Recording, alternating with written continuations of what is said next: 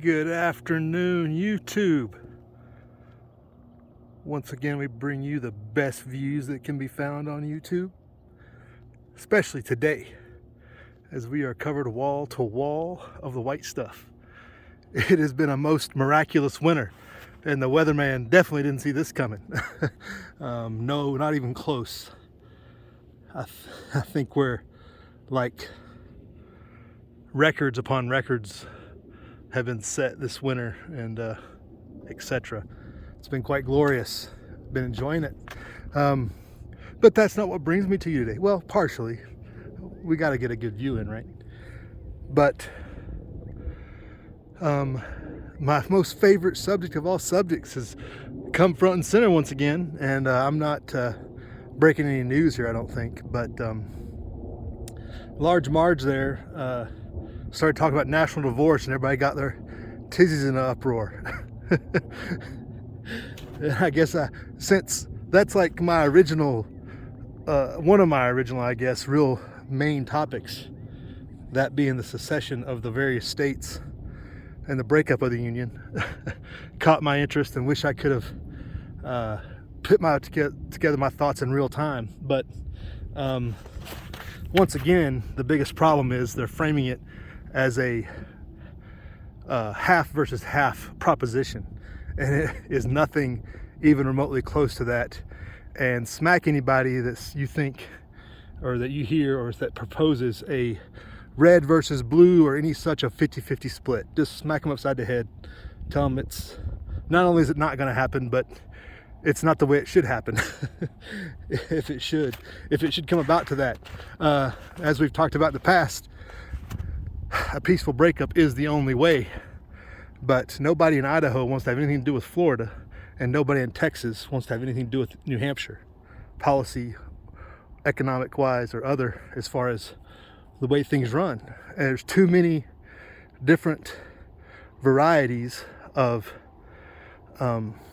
things in this country that and when you split it down the middle, that separates the two coasts, and California really doesn't want to live like New York on that side.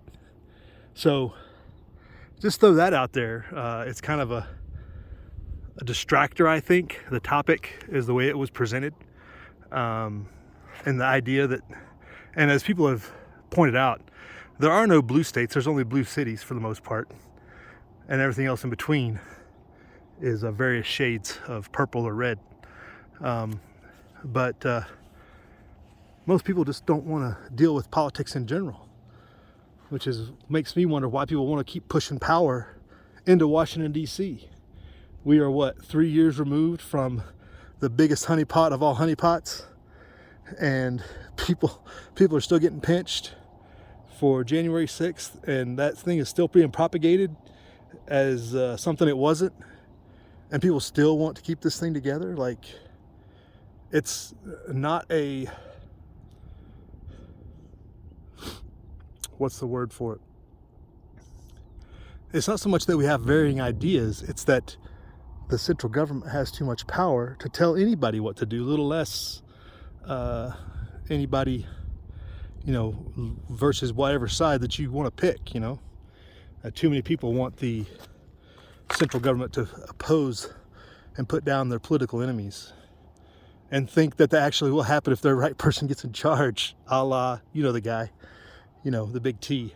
Everybody's still on Team T, the big team with big capital T seems to be still quite the subject, which is just baffling to me. But here we are. So somebody was commenting, and you should have seen, I don't know, guess what, we're back on Twitter. I had made an alt channel back during the fall to get back on Twitter, and then multiple requests for reinstatement on the main Twitter got us back through the algorithm or whatever. I don't know what happened. Maybe it was actually a policy change, who knows. But I'm back on the main Twitter account at the top of the YouTube page. You can find it there where we're at over there. But a 520 Homestead or 420 Homestead checked in this morning out of nowhere on the Twitter as well. I guess he's got a Twitter, or he just started one, I guess. which was interesting. But shout out to 420 Homestead. Talk about a blast from the past. At least he claims to be 420. I mean, proof of life, right? Could be anybody, but it was, hopefully that's him. And I don't know, we'll see what he's got going on. He just started that Twitter account, I guess. Back to the subject. So people on Twitter were getting on there. Oh, it wasn't the lefties that were having fits. It was the central big government types that were having fits, just explaining how a national divorce just can't work. How are we going to split up the debt? How are we going to split up the nukes? How are we going to do this? How are we going to do that? It's because it'll never be divided down the middle, and it shouldn't be.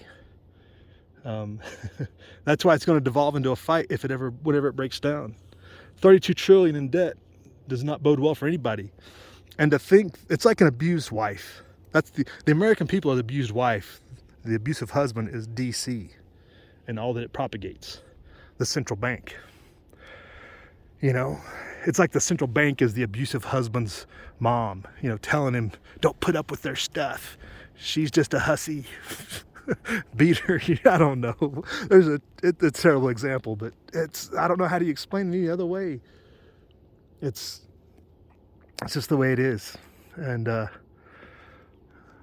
don't know what's going to take to people to realize that that's the situation, but hopefully this talk will prosper some ideas out of people to look outside the box and understand that that 32 trillion debt is just going to continue to oppress you into oblivion, and your prosperity is oblivion, unless we do something about it.